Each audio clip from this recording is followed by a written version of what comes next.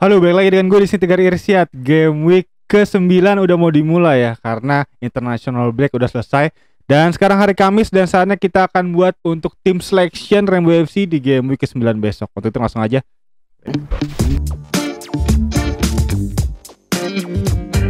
Oke, langsung aja akan kita bahas untuk game week ke-9 ini, yang dimana ada banyak info baru ya, dimana banyak pemain-pemain yang mulai full cedera. Kayak Mitoma kemarin bisa gue lihat kuning, lalu Saka juga masih kuning. Dan ada info terbaru katanya Robertson cedera ya, dan itu katanya cedera panjang, jadi kemungkinan besar Tsimikas akan menjadi pengganti untuk di sektor kiri Liverpool ya untuk sementara ini ya. Dan langsung aja kita akan bahas tuntas untuk di game week ke-9 ini dari info-info yang ada, dan juga sekaligus akan gua buat ya untuk susunan rencana sampai di game week 13 besok, karena gue udah susun juga rencana buat transfer dan juga buat watchlist nama-nama yang bisa menjadi potensi bagus di game week 9, game week 10 dan 11 tentunya. Dan langsung aja kita masuk ke screen recordernya untuk fixture di game week ini, dimana dimulai di hari Sabtu seperti biasa jam 5 sore, yang dimana dibuka oleh pertandingan derby antara Liverpool dan juga Everton. Ini pertandingan yang seru banget nih di Anfield pastinya. Dan juga selanjutnya ada Bournemouth dan Wolverhampton, Brentford Burnley, Man City Brighton yang juga akan gue highlight nih,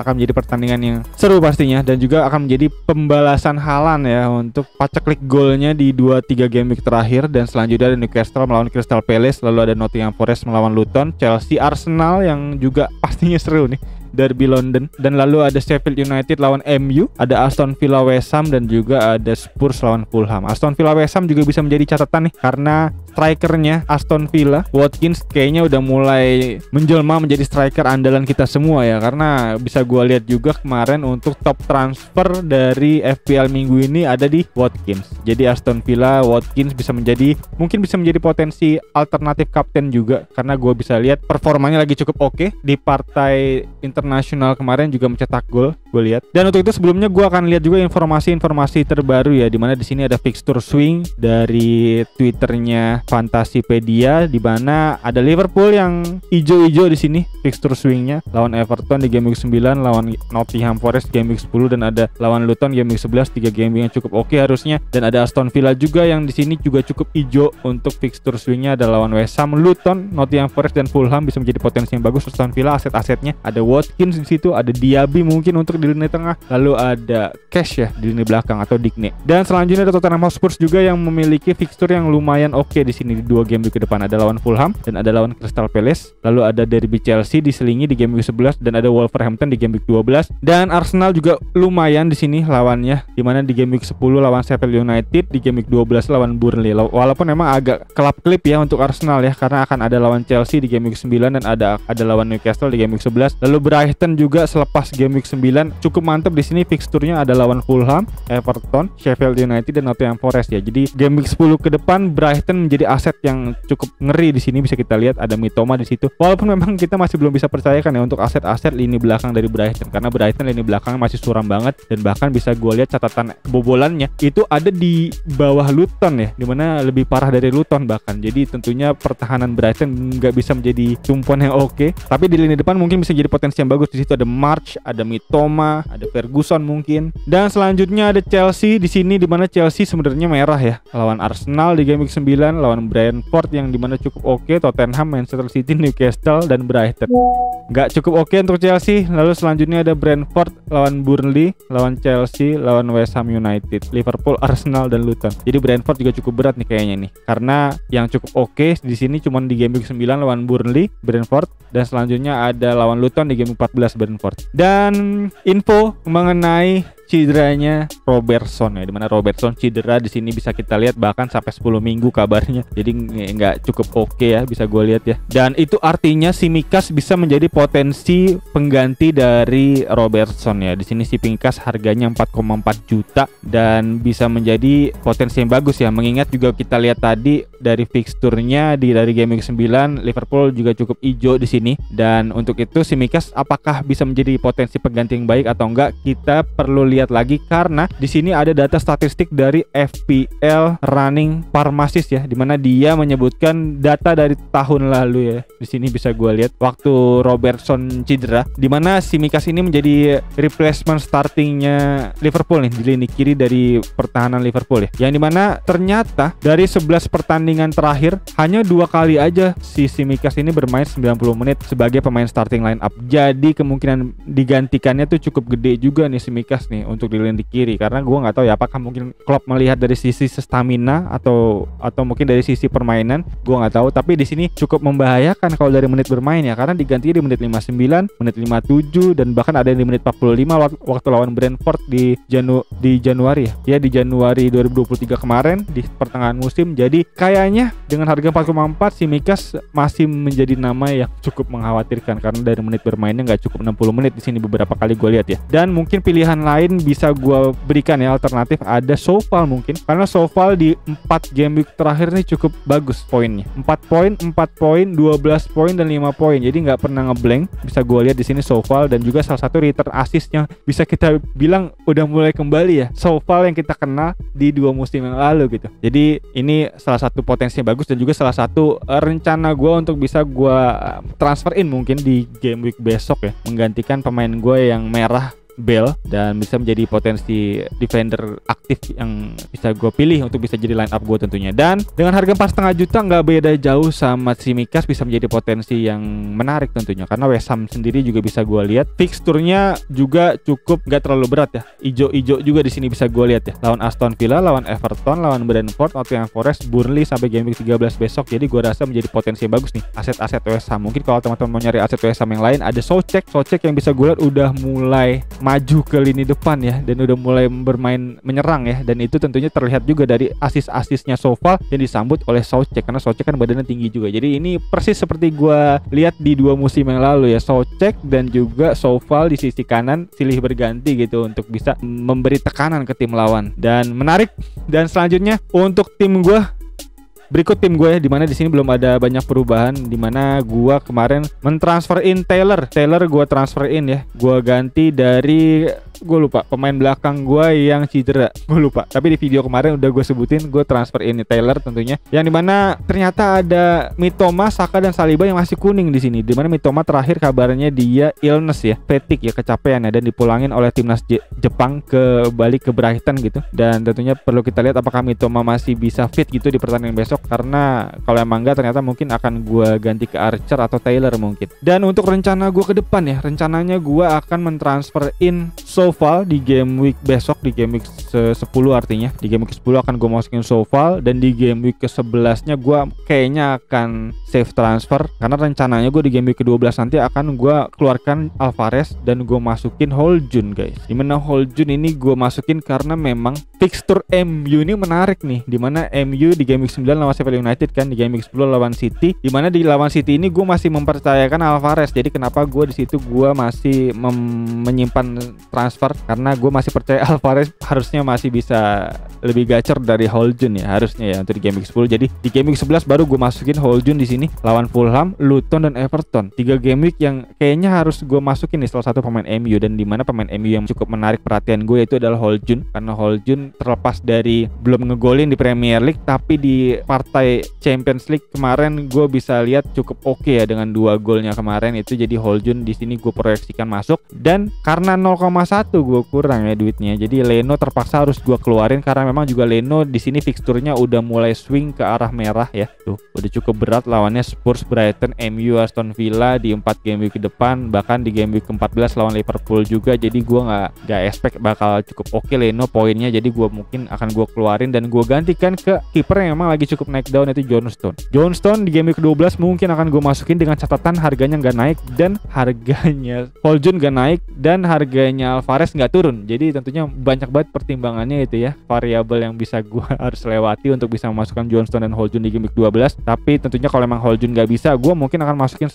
Trakosa aja ya, dengan harga yang lebih murah 3,9, dan emang gue proyeksikan sebagai bench abadi gue ya, Trakosa, dan Areola menjadi kiper utama gue. Dan berikut kurang lebih untuk rencana gue sampai game week ke-13, game week ke-12 ya. Jadi salah satu tim yang bisa gue lihat cukup balance harusnya, karena gue nggak memaksimalkan salah satu tim aja di sini. Maksimal gue hanya memiliki 2 nama aja dari satu tim ya. Di sini salah satunya ada Arsenal, gue ada Saliba dan Saka, dan mungkin ada West Ham ya, Soval dan Areola ya, 2 nama ya dari satu tim ya. Dan sisanya pemain gue hanya satu orang aja di sini. Ada Archer dari Brentford, ada Haaland dari City, Holjun MU, Neto dari Wolverhampton, ada Madison juga dari Spurs, Salah dari Liverpool, Mitoma Brighton, Trippier Newcastle, dan juga Taylor dari Burnley, lalu ada Cash dari Aston Villa. Jadi masing-masing satu pemain aja. Jadi gue benar-benar mendiversifikasi ya portofolio aset gue di sini ya. Dari aset-aset FPL gue pecah ke banyak tim gitu. 3 aset di dalam satu basket gue rasa cukup berbahaya. Jadi tentunya gue memaksimalkan balance tim yang bisa gue maksimalkan ya sampai di game week 13 besok. Dan juga di sini pertimbangan tadi kiper yang bisa gue masukin Johnstone, karena memang ternyata secara statistik Johnstone udah melebihi Leno ya. Dan juga Johnstone udah mulai dipercaya sebagai kiper utama Inggris juga, dan udah mencetak 4 clean sheet sejauh ini, 7 gol conceded, baru 7 gol aja kebobolan. Lalu ada bonus poinnya udah 5, dan total poinnya sama-sama 38 memang, tapi ya melihat dari ownership yang masih sedikit, ini bisa menjadi diferensial yang bagus harusnya. Dan ditambah lagi Crystal Palace terkenal dengan pertahanannya cukup oke, karena bisa gue lihat juga di sini dari data expected kebobolan Crystal Palace tuh ada di 4 teratas ya. Bisa gue lihat, pertama ada City, kedua ada Arsenal, ketiga Chelsea, dan 4 Crystal Palace, salah satu tim dengan pertahanan yang bisa gue bilang cukup oke di awal musim ini. Dan selanjutnya ada 2 nama lagi ya dari West Ham. Di sini bisa gue sebut ada Bowen dan juga ada Ward-Prowse. 2 nama yang emang lagi naik daun juga bersama West Ham, dan juga West Ham ini emang bisa kita lihat tipikal mainnya juga cukup konservatif dan juga cukup tradisional, tapi memang nama-nama yang kita lihat di sini emang nggak bisa kita pungkiri nama-nama yang cukup menarik ya. Ada Bowen, lagi-lagi pemain tengah dari West Ham yang cukup menarik dengan harga yang mid range saja gitu, jadi bisa menjadi pilihan yang cukup oke. Melihat juga dari segi fixture untuk West Ham tadi seperti gue bilang juga cukup menarik ya, ijo-ijo semua. Jadi ya 2 nama ini bisa menjadi pilihan alternatif untuk teman-teman yang mau diferensial, karena gue rasa Bowen dan juga Ward-Prowse masih sedikit kepemilikannya, jadi bisa menjadi potensi yang bagus. Dan selanjutnya ada Watkins, menjadi nama most transfer in FPL di game week 9 ini, yang dimana 191.000 manajer memasukkan Watkins ya. Setelah melihat performa dia di timnas Inggris yang cukup oke, Watkins kembali bersinar ya di game week 9 ini ya. Dan tentunya gue cukup ketar-ketir kayaknya untuk gak bisa memasukkan Watkins karena harganya mahal ya. Dan juga di nomor 2 ada Salah, Madison, dan Anderson. Anderson tuh backnya Crystal Palace ya, salah satu most point FPL untuk defender sejauh ini. Dan ada Cash, 147.000 orang. Jadi 3 nama dari 5 nama ini gue udah punya. Jadi 2 nama Watkins dan Anderson menjadi trade ya buat gue ya. Dan captain picks di sini bisa gue lihat tentunya dari expected goal seperti biasa, di mana Erling Haaland masih memuncaki daftar ya di sini dengan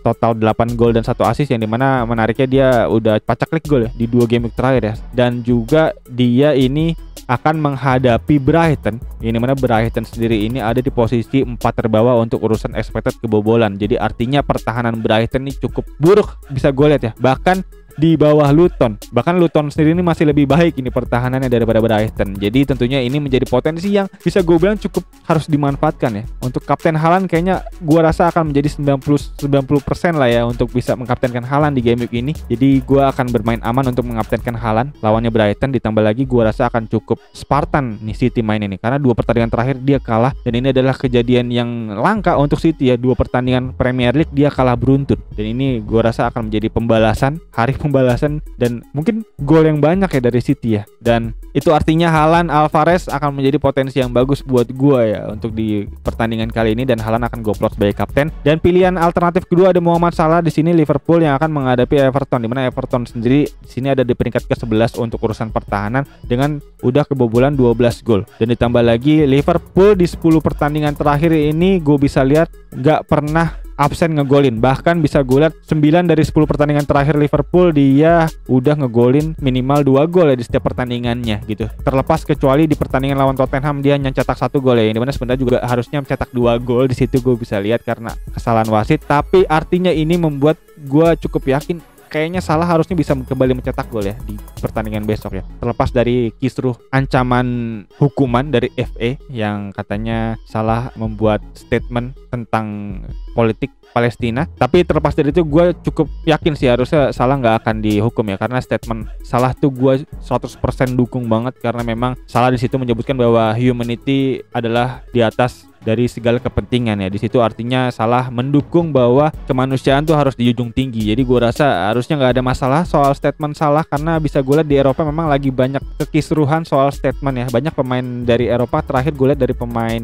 Mainz, mantan pemain Aston Villa ya, El Ghazi ya, yang katanya dirilis, dipecat ya karena memberikan statement soal perang Palestina Israel. Jadi gua nggak ngerti kenapa, tapi yang pasti gua bisa lihat untuk Salah ini harusnya aman dan bisa kita percayakan lagi ya untuk bisa menjadi kapten di game week besok harusnya, untuk teman-teman yang mau diferensial pastinya. Selain Haaland bisa menjadi pilihan yang bagus. Dan ditambah lagi di sini dari data yang ada di sini, Everton di 10 pertandingan terakhir, 9 dari 10 pertandingan terakhir tuh selalu kebobolan.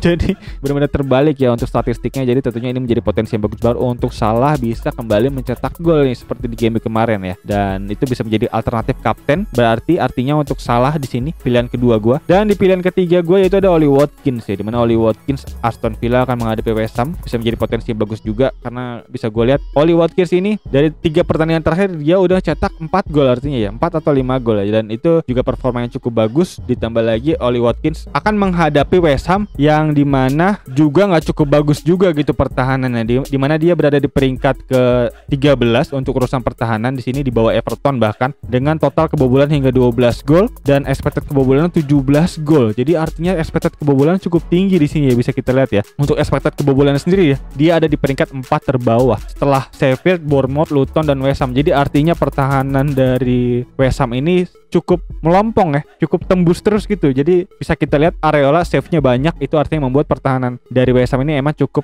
lowong ya. Dan itu membuat Watkins bisa menjadi potensi yang bagus ya di situ ya. Watkins, Diaby, Cash, atau mungkin ada Douglas Luiz ya yang bisa gue lihat di sini ya. Dan berikut untuk pilihan kapten dari gua artinya ada 3 nama ya, yaitu yang pertama ada Erling Haaland, lalu yang kedua ada Muhammad Salah, dan yang ketiga ada Ollie Watkins. Dan berikut kurang lebih untuk data analisa yang bisa gue sampaikan, tim selection dan juga kapten picks yang semoga aja bisa menjadi insight baru ya untuk teman-teman semua dalam meramu serta meracik tim di game week ke-9 ini. Dan untuk teman-teman mungkin yang punya pertanyaan, masukan, saran, kritik, nama-nama lainnya terlewat dari gue, bisa feel free langsung aja tulis di kolom komentar di bawah dan nanti akan gue jawab semuanya tentunya seperti biasa. Dan juga untuk teman-teman yang punya pertanyaan tentunya tanya aja langsung di kolom komentar di bawah, nanti bisa gue jawab tentunya seperti biasa. Dan ya kayaknya itu aja untuk kali ini. Dan juga jangan lupa untuk teman-teman yang mau pantengin deadline, transfer deadline, gue akan live tentunya nanti jam 4 sore di hari Sabtu besok ya. Dan tentunya stay tune terus untuk di YouTube Rainbow FC untuk info-info terupdate terbaru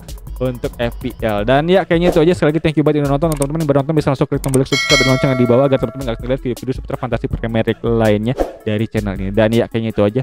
Sekali lagi thank you buat yang nonton. As always seperti biasa gue Tegar Irsyad. Peace out.